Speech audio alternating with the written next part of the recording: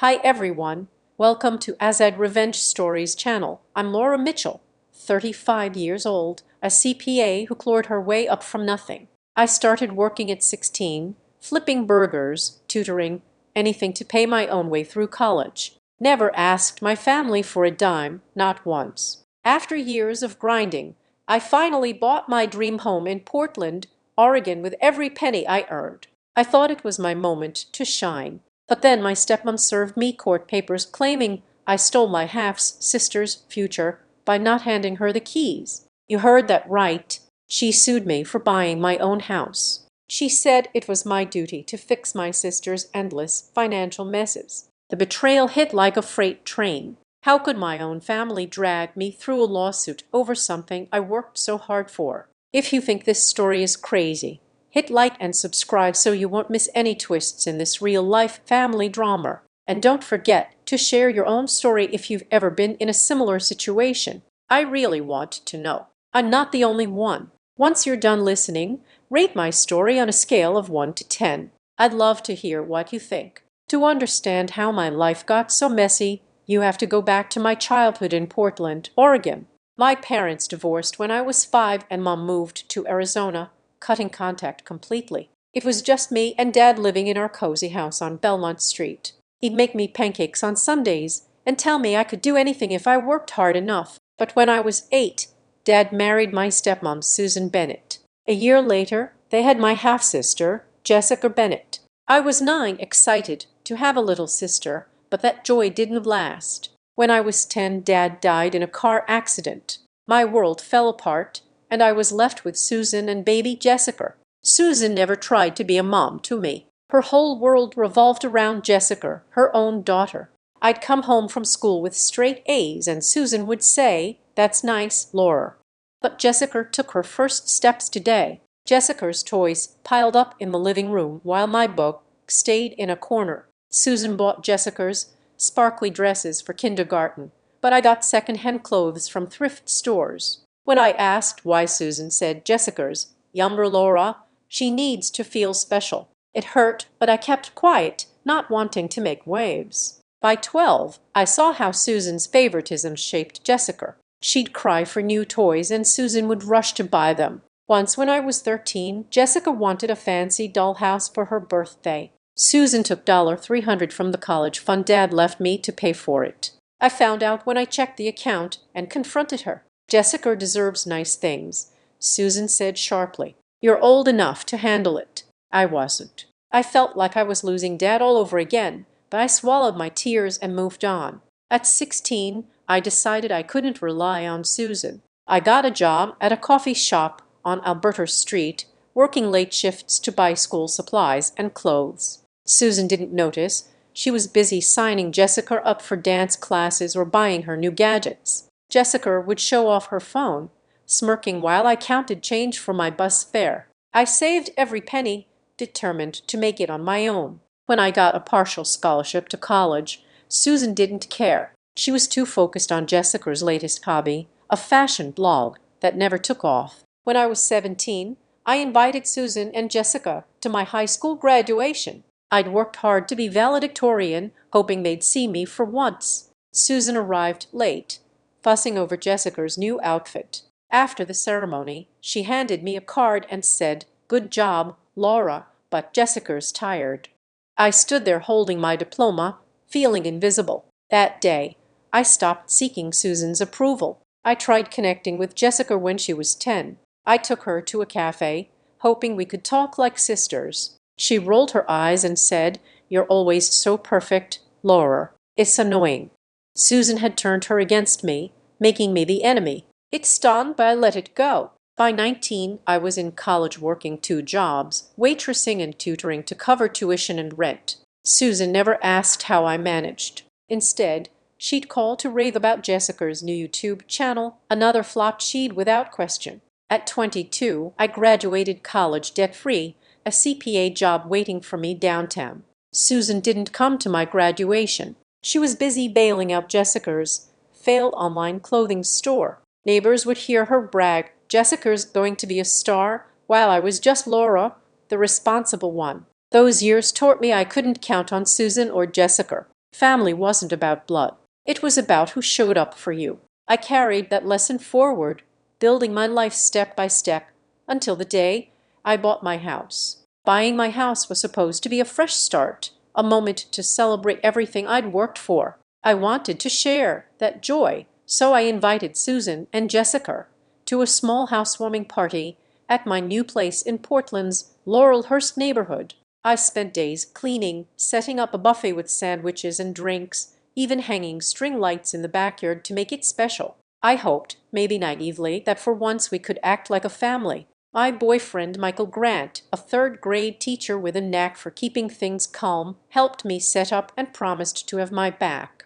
A few neighbors, including Carolyn Hayes from across the street, showed up along with some coworkers. The vibe was warm until Susan and Jessica walked in. Susan scanned the house like she was appraising it, her lips pursed. Jessica, dressed in a flashy outfit that screamed her latest failed fashion venture, barely said hello before snapping photos of my living room. I ignored it and played host, offering drinks and making small talk. Halfway through the evening, Susan pulled me aside to the kitchen.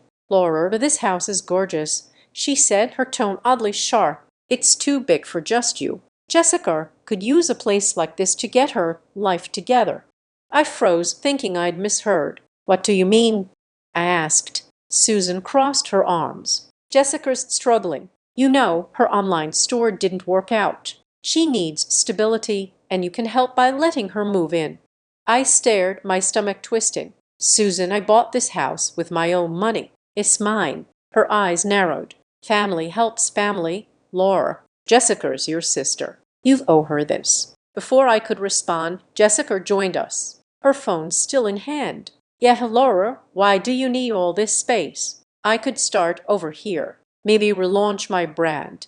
Her voice dripped with entitlement, like my home was her backup plan. I took a deep breath, trying to stay calm. "Jessica, I worked for years to afford this. I'm not giving it up." Susan snapped. "You're so selfish, Laura. Always acting like you're better than us." The room went quiet. Michael stepped closer, his hand brushing mine, but I signaled him to stay out of it. I turned to Susan. "This isn't about being better. It's about what I earned." Jessica rolled her eyes and stormed out to the backyard, typing furiously on her phone. Susan followed her, muttering about my attitude. The rest of the party was awkward guests, sensing the tension. Caroline whispered, "You okay, Laura?" I nodded, but I wasn't. I felt betrayed, ambushed in my own home. A few days later, I got a call from my coworker, Stephen Carter, my boss at the accounting firm. "Laura, you need to see this," he said, his voice tense. He sent me a screenshot from a local Facebook group. Jessica had posted a long rant calling me a greedy sister who refused to help her in her time of need. She claimed I'd hoarded the house despite her painting herself as a struggling entrepreneur and me as heartless. The post had dozens of comments. People I barely knew calling me selfish, saying I should do the right thing for family. My heart sank. I'd spent years building my reputation, and Jessica was tearing it down with lies. I called Michael that night, barely holding it together. "She's trashing me online," I said, my voice shaking. "Why would she do this?" Michael was furious, but steady. "She's jealous, Laura. You've got what she wants, and Susan's egging her on." He urged me to stay calm and not engage online, but it was hard. I scrolled through the comments, each one like a knife. A neighbor I'd met once wrote, "Some people don't know how to share." Another said, "Poor Jessica stuck with a sister like that." I wanted to scream that I'd never taken a dime from anyone, that I'd earned every brick of that house. The next morning, I confronted Jessica over the phone. "Take that post down," I said, trying to keep my voice even. She laughed.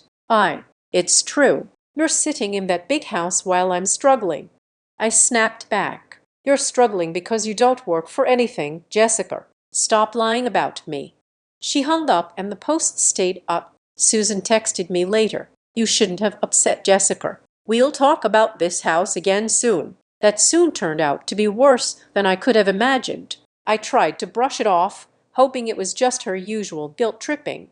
2 weeks after the housewarming disaster, I came home from work to find an envelope slipped under my door. My heart sank as I opened it. A legal notice from a law firm. Susan was suing me. The letter claimed I had used my father's unallocated inheritance money Jessica was supposedly entitled to buy the house, and that my dad had intended this property to be a place where Jessica could get back on her feet. Susan was demanding that the court force me to either sell the house or transfer half its value to Jessica in order to fulfill family obligations. I stood frozen in my living room, the paper trembling in my hands. This wasn't just a family fight anymore. This was a lawsuit that could cost me my home. I called Michael immediately, my voice shaking. "Susan suing me over the house," I said, barely believing the words. Michael, always the calm one, told me to come over to his apartment. When I got there, he read the notice, his jaw tightening.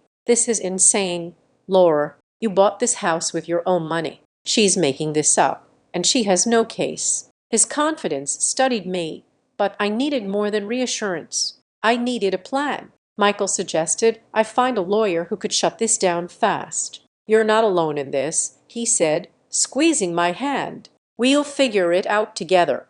The next morning, I reached out to my coworker, Stephen Carter, who had warned me about Jessica's Facebook post. He recommended Rebecca Coleman, a sharp civil litigation attorney with experience handling cases like this. I booked an appointment with Rebecca that afternoon. Her downtown office was no-nonsense stacks of files everywhere and a coffee mug on her desk that read, "Justice served." "Tell me everything," Rebecca said, pen poised over a legal pad. I laid it all out. My years of saving, how I bought the house on my own, the fight at the housewarming, and Susan's demand for Jessica to move in. I showed her Jessica's Facebook post, which was still up, and racking up comments calling me a selfish sister. Rebecca's eyes narrowed. "This is harassment, and it's damaging your reputation. We'll address that in court as well," she said firmly. She explained that Susan's case rested on a shaky claim that my father would have wanted me to support Jessica with the house based on some vague promise Susan claimed he'd made before he died. There was no will, no contract, just Susan's word. Rebecca was confident we could win, but she warned me that the case could drag on and rack up legal fees. "If Jessica's lies keep spreading, we'll countersue for defamation," she added. I nodded, feeling a mix of relief and dread. Hiring an attorney wasn't cheap, but I couldn't let Susan and Jessica bully me out of my home. Over the next few days, I started seeing just how much damage Jessica's post had caused. One of my firm's longtime clients, Mrs. Ellen Parker, canceled a meeting with me, citing concerns about your character after seeing the Facebook post. My boss, Stephen, called me into his office looking uncomfortable. "Laura, people are talking," he said quietly. "I know none of this is true, but clients are asking questions." My stomach churned. I had spent years building trust as a CPA, and Jessica's lies were unraveling it all. When I checked the group again, I saw that Jessica's post had even spread to Twitter. Strangers were tagging me as that greedy sister in Portland, and some had even found my work email to send nasty messages accusing me of abandoning family. I decided to confront Jessica again, this time in person at Susan's house. My hands gripped the steering wheel as I drove over. Susan answered the door, her face cold. "What do you want, Laura?" she asked. Jessica stood behind her, smirking. "Take that post down," I said, my voice steady despite the anger boiling inside me. "It's full of lies, and it's hurting my career." Jessica shrugged. "People deserve to know the truth about you." Susan chimed in. "You brought this on yourself, Laura. If you had shared the house, none of this would be happening." I was floored. They were doubling down, blaming me for their actions. I turned and left, my heart racing, knowing this was only the beginning. Back home, Michael helped me draft a formal response to the legal notice denying all of Susan's claims. Rebecca filed it the next day, along with a motion to dismiss the case, arguing that Susan had no legal grounds. She also advised me to document everything, texts, emails, even Jessica's post as evidence. I spent nights scrolling through comments, saving screenshots of the worst ones. My neighbor, Carolyn Hayes, stopped by to check on me. I saw what Jessica wrote. She said, shaking her head, "It's cruel. You don't deserve this." Her support meant the world, but the weight of the lawsuit and the public shaming was crushing me. As the weeks passed, I braced for what was coming. Rebecca warned that Susan's lawyer was pushing for a court date soon, and we needed to be ready. Deep down, I couldn't shake the feeling that there was more to this, that Susan's desperation to get my house for Jessica wasn't just about family. As the court date drew closer, the pressure felt heavier with every breath I took. Every time I looked at the stack of legal papers on my desk, it felt like I was being pulled deeper into a nightmare with no way out. My lawyer, Rebecca Coleman, spent hours preparing me for the trial, drilling me on every detail of how I'd purchased my house. "Stick to the facts," she told me. "You earned it. They have no legal claim." Michael stayed by my side through it all, bringing me coffee during late-night prep sessions and reminding me I wasn't alone. When the day finally came, I walked into the Multnomah County Courthouse, my stomach in knots, but my head held high. The courtroom was smaller than I expected, with wooden benches and a stern-looking judge, Patricia Evans, presiding. Susan sat across from me, her expression cold and determined, flanked by her attorney, Daniel Foster, a wiry man with a practiced smirk. Jessica was there, too, nervously avoiding my gaze. Rebecca leaned in and whispered, "Stay calm. We've got this." Judge Evans called the court to order, and the battle began. Daniel opened with a story designed to pull at heartstrings. He claimed my father had wanted the family inheritance to be shared, and that I had unjustly enriched myself by using funds that should have belonged to Jessica to buy the house. He argued that my purchase was unfair, leaving Jessica with nothing, and urged the court to protect her rightful share by ordering me to sell or transfer half the home's value. He even cited a vague promise my dad supposedly made before he died about providing Jessica a stable place to live. I clenched my fists under the table as Rebecca objected, calling it hearsay. Judge Evans sustained the objection, her face unreadable. When it was our turn, Rebecca was relentless. She laid out my bank statements, pay stubs, and mortgage records, proving beyond any doubt that every cent used to buy my home came from my own earnings and savings.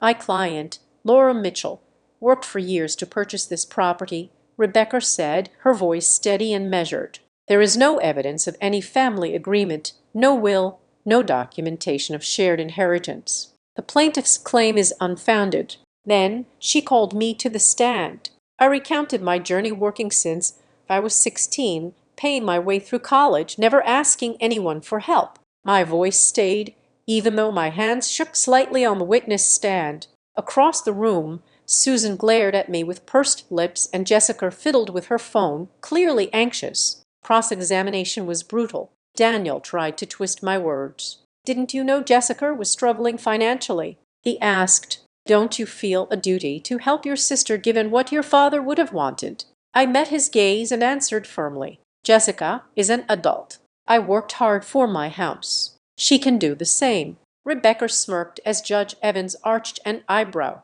Daniel pushed the family obligation narrative, but without hard evidence, no will, no trust document, no credible witnesses, it fell flat. Rebecca's motion to dismiss the inheritance claim was gaining strength by the minute. The real turning point came when Jessica took the stand. Rebecca had done her homework. "Ms. Bennett," Rebecca began, "can you explain why you believe you're entitled to any portion of my client's property?" Jessica stammered, parroting Susan's line about Dad's wishes and family duty. Then Rebecca delivered the blow. "Is it true your online clothing business collapsed last year, leaving you with $20,000 in unpaid debts?"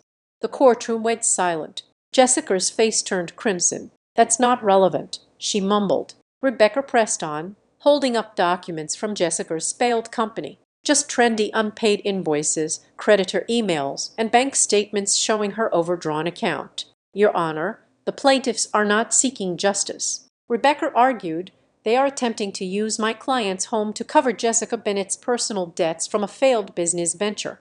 Susan's lawyer objected, but Judge Evans allowed the evidence. Her gaze shifted sharply towards Susan, who shifted uncomfortably in her seat. I glanced back at Michael in the gallery. He gave me a subtle nod, pride shining in his eyes. Susan was called to the stand next. She tried to sound self-righteous, claiming she was protecting Jessica's future, and that I had dishonored my father's memory by not sharing the house. Rebecca cut in with precision. Mrs. Bennett, did you ever contribute financially to Laura's education or the purchase of her home? Susan hesitated, then admitted she hadn't. Then why, Rebecca asked, should Laura be forced to bear responsibility for Jessica's debts or your interpretation of a family promise?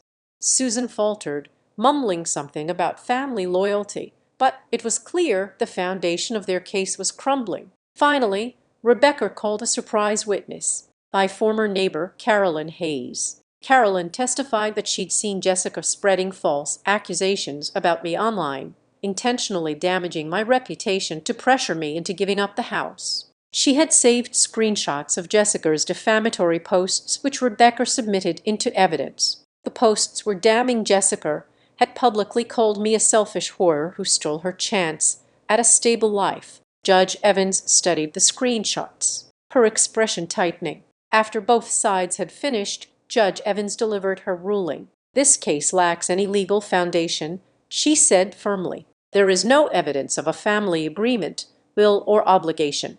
Ms. Mitchell purchased her home with her own funds, and the plaintiffs have no legal claim to any part of it.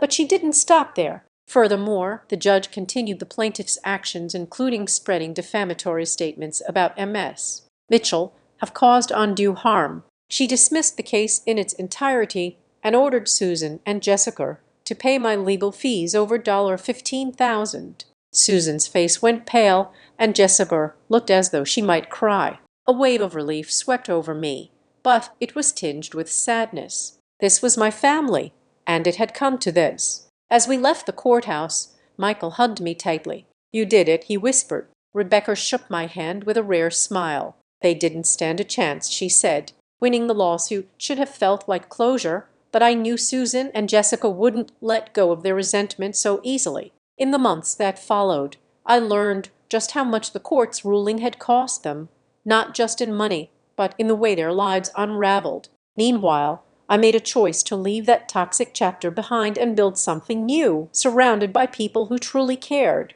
Word spread fast in our Portland community. My neighbor Carolyn told me she'd heard from mutual acquaintances that Susan and Jessica were struggling to pay the $15,000 in legal fees Judge Evans had ordered. Susan had dipped into her savings, already stretched thin from bailing out Jessica's failed ventures. Jessica's debts from her just trendy clothing line weren't just the $20,000 revealed in court. Carolyn heard whispers of unpaid suppliers chasing her for thousands more. Their financial mess wasn't my fault, but I couldn't help feeling the twinge of pity. Susan had always banked on Jessica becoming a success, and now they were both drowning in the fallout. Their reputation took an even bigger hit. Jessica's defamatory posts exposed during the trial turned old friends against them. Carolyn said a local business owner who'd once partnered with Jessica on her online store publicly called her out for dodging debts. Susan, who'd always prided herself on being a respected figure in the neighborhood, stopped showing up at community events.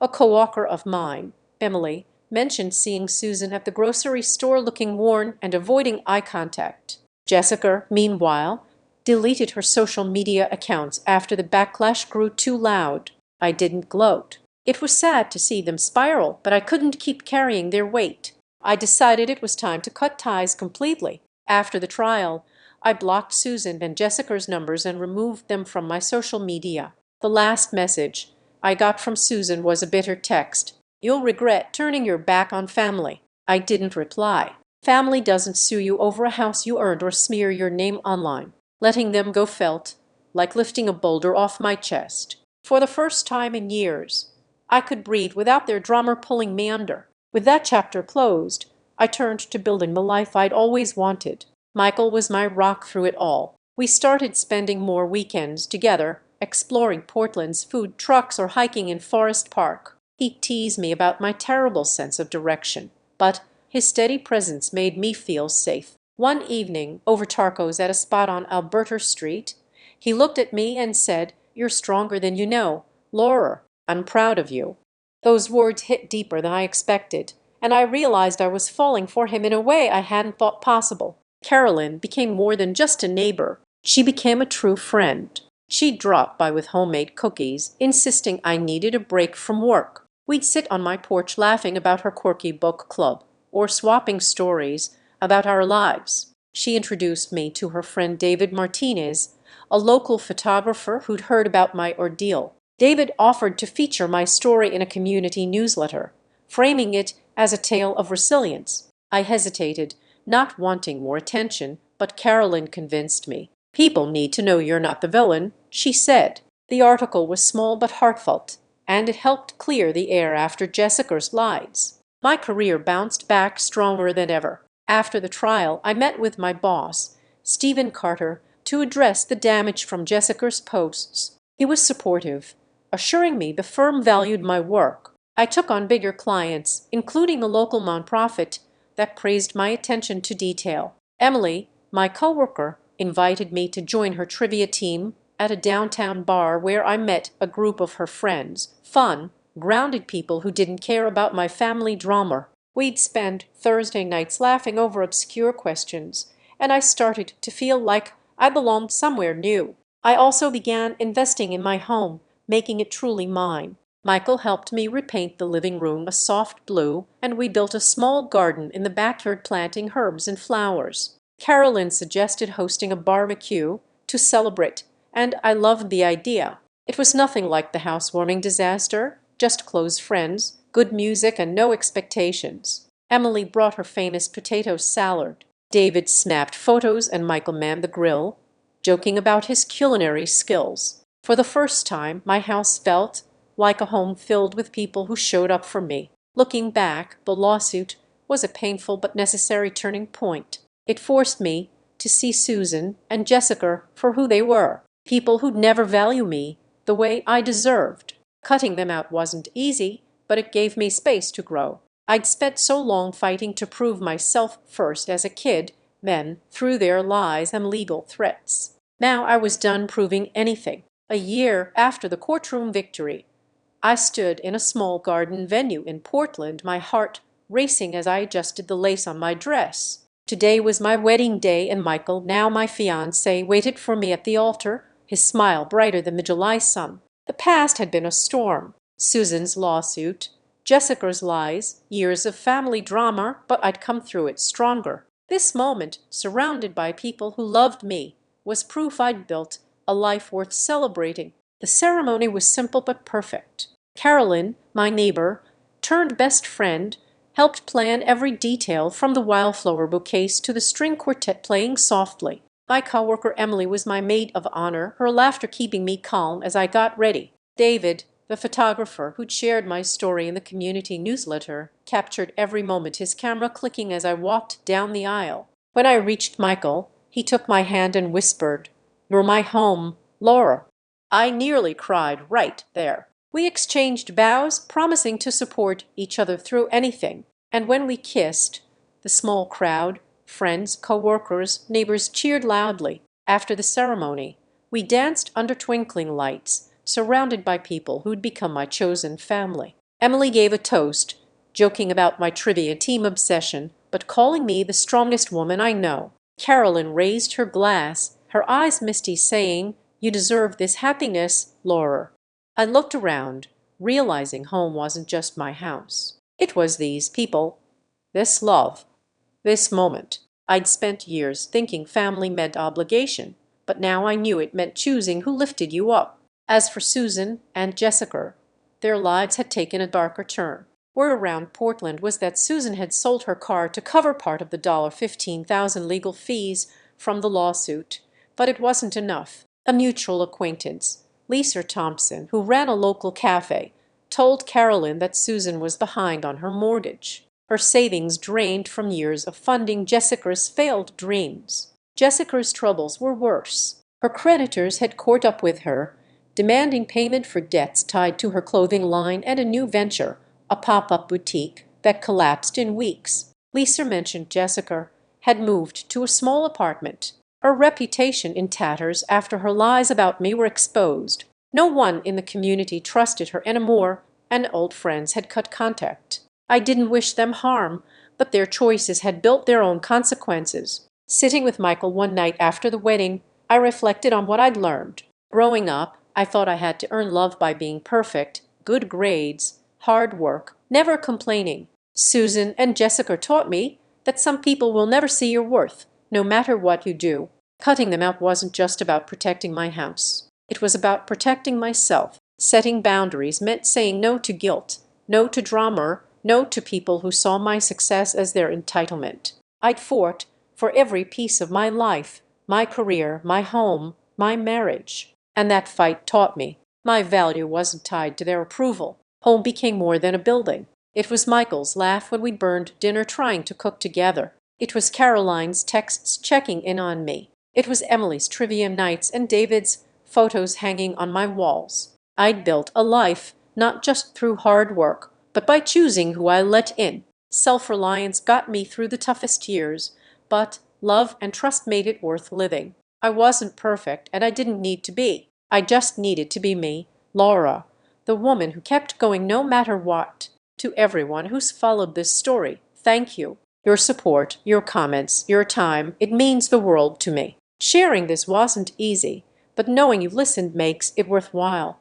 If my journey resonates with you, please subscribe to the channel. There are more stories out there, and I'd love for you to hear them. For now, I'm stepping into this new chapter with Michael, my home, and my heartful. I invite you to subscribe to the Azad Revenge Stories channel, like this video, and support me further by hitting the hype button so the story in this video can be heard by many more people. Thanks to all.